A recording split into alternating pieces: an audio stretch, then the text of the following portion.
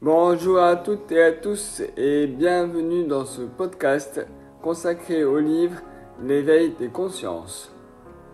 Aujourd'hui, je vais vous lire un petit passage sur le féminisme. La femme au foyer n'était pas une situation imposée par les vilains mâles, mais juste une obligation du partage des tâches pour pouvoir élever et nourrir nos petits. Avant l'industrialisation et la modernisation des techniques qui poussèrent les hommes des campagnes et des champs dans les usines et les fabriques, et plus tard, les femmes aussi. Ces dernières étant en partie débarrassées des tâches domestiques laborieuses par la modernisation et ayant perdu leur vie sociale au lavoir, au marché ou au puits, sombrèrent dans la dépression.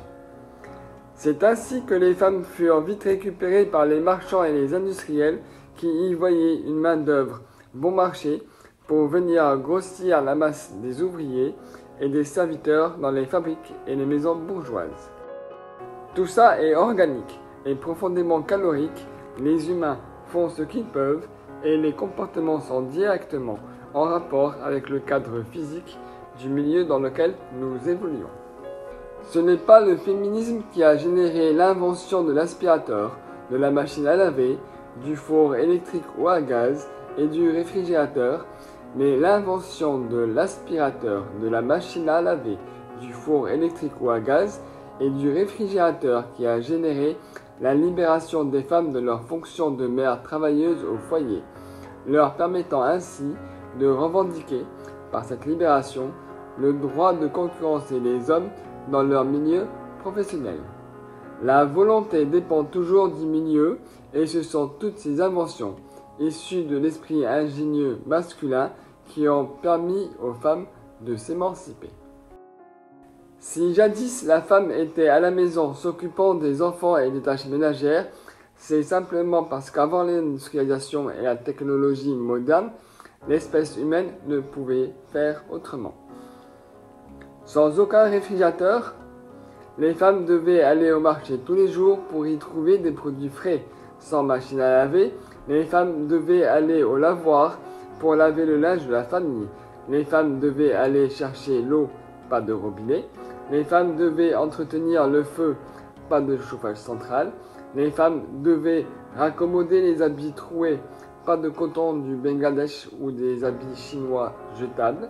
Les femmes devaient plumer et éviscérer la poule et préparer le potage, pas de plat tout fait, tout en préparant le feu du poêle, pas de plaque chauffante, ça en plus du ménage et de l'éducation des enfants.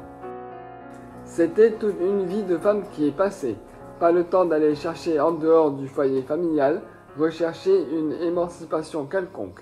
C'était l'homme qui faisait les gros travaux de force ou l'artisanat et ramenait l'argent en allant travailler à l'extérieur. Il y avait un partage des tâches obligatoires, ça ne pouvait en être autrement.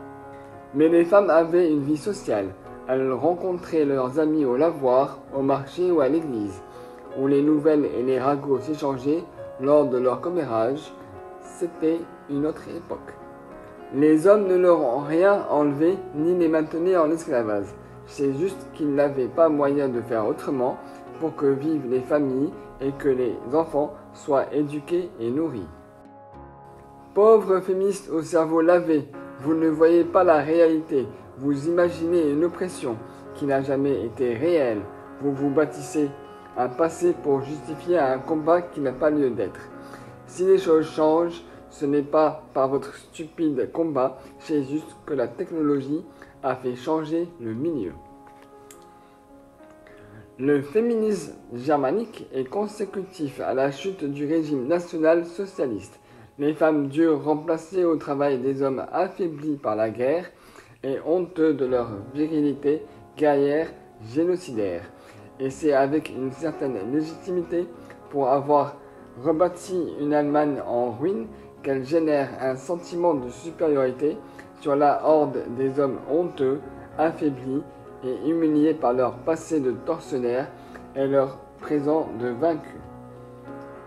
La femme allemande, consciente de son omniprésence dans cette société germanique où les hommes étaient décimés et affaiblis, développa un féminisme de réaction voulant être l'équivalent des hommes qui, eux, n'étaient rien si ce n'est des êtres soumis, humiliés et honteux. L'union de ces hommes écrasés et ces femmes virilisées génère des filles masculines et dominatrices, et des garçons efféminés et soumis à leur mère sans image de père, qui, en grandissant, firent leurs relations avec les femmes allemandes pour ne pas être dominés comme l'était leur père, ou en leur préférant les prostituées ou les étrangères exotiques.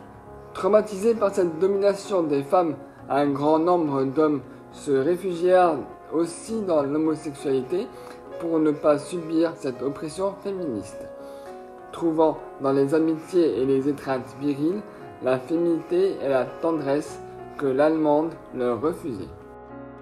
Malgré la vigueur économique de ce pays de travailleurs, cette situation très particulière est la principale cause de la dénatalité en Allemagne et de l'arrivée massive d'étrangers remplaçant un peuple stérilisé psychologiquement par un passé traumatisant. La femme rêve encore secrètement du mâle alpha dominateur qui la prendrait rigoureusement, lui faisant mordre l'oreiller, en lui faisant sentir sa puissance virile, dominatrice mais protectrice. Mais pour des raisons, pense-t-elle, de commodité, elle préfère se mettre en couple avec des métrosexuels serviables qu'elle pourra dominer, renforçant son sentiment égoïste de puissance personnelle et croyant prendre une revanche sur des siècles de soumission. Soumission qui en fait n'était qu'un partage judicieux des tâches pour la pérennité de l'espèce. Avec cette inclinaison de la société pour le féminisme et l'égalitarisme, les femmes veulent remplacer les hommes. Elles désirent les mâles virils, mais du plus profond de leur programmation génétique méprisent les hommes efféminés ou soumis. Il s'ensuit une crise de schizophrénie généralisée touchant la société des femmes, détestant ce qu'elles désirent génétiquement et méprisant ce qu'elles croient désirer culturellement. L'homme est un philosophe par nature, génétiquement programmé pour s'interroger sur le monde et essayer de le comprendre par l'analyse, pour le conquérir et le dominer, afin d'en récupérer l'énergie pour vivre et pour redonner cette énergie aux femmes pour qu'elles s'offrent à lui et lui permettent de transmettre la vie. Les femmes est psychologue par nature, génétiquement programmée pour comprendre ce que désirent les femmes afin d'utiliser leur passion et leur obsession pour leur soutirer l'énergie nécessaire pour vivre et transmettre la vie. Pendant des millénaires, l'ordre qui s'imposait était celui-ci. L'homme dépendait du monde pour vivre et la femme dépendait de l'homme pour vivre. Mais les deux dépendaient l'un de l'autre pour transmettre la vie par-delà la mort. Mais les temps changent. Cette structuration de la société humaine a généré deux façons primaires de concevoir le pouvoir. Pour l'homme, le pouvoir est fait pour dominer le monde, lui permettant ainsi d'avoir la femme et de transmettre la vie. Pour la femme, le pouvoir réside juste dans sa capacité à séduire l'homme et à le rendre dépendant afin d'avoir le pouvoir de vivre et transmettre la vie. En résumé, le pouvoir est pour l'homme la conquête du monde pour conquérir les femmes et ainsi transmettre la vie. Pour la femme, le pouvoir étant la conquête de l'homme pour vivre et transmettre la vie. Mais cet ordre s'est progressivement modifié.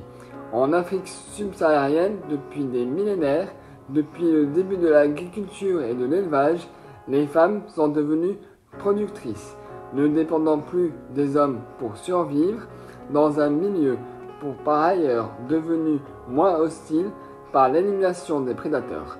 Les femmes africaines sont devenues plus indépendantes, pouvant travailler en emportant leurs petits dans leur quête énergétique. L'homme africain étant réduit au rang de reproducteur et de défenseur du territoire contre les autres hommes. En Europe, ce n'est que récemment que les femmes n'ont plus besoin des hommes pour chercher l'énergie indispensable à leur survie. Les structures étatiques qui prennent en charge le nourrissage et l'éducation des enfants permettent aux femmes de travailler pour pouvoir assouvir leurs rêves de liberté et de consommation. Liberté illusoire qui les décharge de leur rôle de mère pour les enchaîner à leur nouveau rôle de travailleuse productrice. Le grand malaise de nos sociétés occidentales, c'est que si les femmes ont remplacé les hommes dans leur fonction de recherche énergétique, les hommes se retrouvent perdus dans leur fonction initiale qui était de conquérir symboliquement le monde pour accéder aux femmes. L'homme occidental n'est plus qu'un reproducteur dont les femmes peuvent se passer pour vivre, ce qui est dramatique pour lui car la perte du but rend sa fonction combattante et conquérante obsolète et son fort taux de testostérone inutile dans une vie sans conquête. Le drame de nos sociétés occidentales, c'est que les tâches ne sont plus partagées, que l'État remplace les femmes dans leur rôle d'éducatrice, permettant aux femmes de remplacer les hommes dans leur rôle de producteurs, les hommes cherchant leur nouvelle fonction dans un monde sans combat. Le nouveau monde. L'État, assurant le rôle protecteur des hommes par les aides sociales qu'il dispense aux femmes et l'éducateur des jeunes enfants en remplaçant les mamans par la crèche et l'école maternelle et secondaire, les femmes en partie libérées de leurs tâches d'éducatrices et n'ayant plus besoin de la protection économique des hommes peuvent venir concurrencer ceux-ci dans leur domaine qui est la recherche énergétique dans le monde du travail. Dans cette nouvelle structuration de la société, les hommes se retrouvent donc perdus, sans sens à donner à leur existence, sans fonction familiale, si ce n'est celle de géniteur, et de payer des pensions, tandis que les femmes, se croyant libérées de la domination masculine, se retrouvent dans le monde éreintant du travail, où la concurrence fait rage, tout en cumulant la garde de leurs enfants, leur seule consolation étant de pouvoir acheter des choses inutiles avec ce qu'elles ont gagné péniblement pour oublier un instant leur nouvelle situation d'esclaves. Tout système qui se conserve plusieurs générations, qu'il soit biologique ou culturel, est obligatoirement positif pour la survie du groupe, car la nature élimine sans pitié l'inefficace et le négatif. Donc, si les femmes ont eu une certaine place dans la société et les hommes une autre, et si injustement que puisse paraître aux yeux de certaines cette structuration sociale, il n'en demeure pas moins que si elle s'est conservée des centaines de milliers d'années dans les sociétés humaines, c'est qu'elle était efficace pour la survie de l'humanité. La nature se moque du droit des femmes ou de la suprématie des hommes. Le principal, c'est que le système permette la survie de l'espèce et son expansion. Si dans nos sociétés occidentales modernes, lors des séparations, le droit des pères sur leurs enfants est souvent réduit au minimum, c'est-à-dire une pension à verser sans même parfois pouvoir avoir des moments de garde ni la possibilité de leur parler par la tyrannie des mères et des institutions qui les protègent, n'oubliez pas que les pères restent l'exemple à suivre. Les enfants, même éloignés du père par la mère, ont besoin d'être fiers du père, qui devient un modèle lointain, une lumière qui guide leurs pas dans les ténèbres. Privés du contact de leurs enfants, les pères restent des guides qui permettent à nos petits de se construire par l'exemple qu'ils donnent à leur vie. Là est la victoire des pères. Pendant des millénaires, le mariage avait comme fonction de responsabiliser les familles des époux pour assurer l'avenir et la subsistance des enfants en cas de décès d'un ou des époux.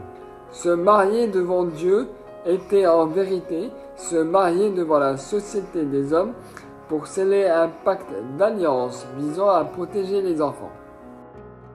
Dans nos sociétés occidentales, le mariage est devenu juste une façon de montrer son amour ou sa conformité et son intégration au groupe, l'État remplaçant la fonction protectrice des familles.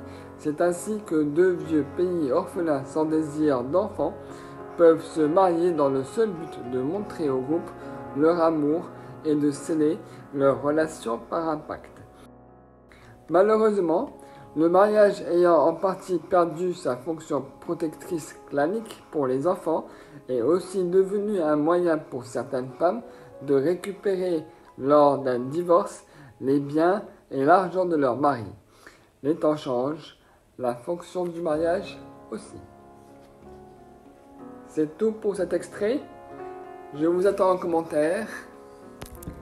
Namasté.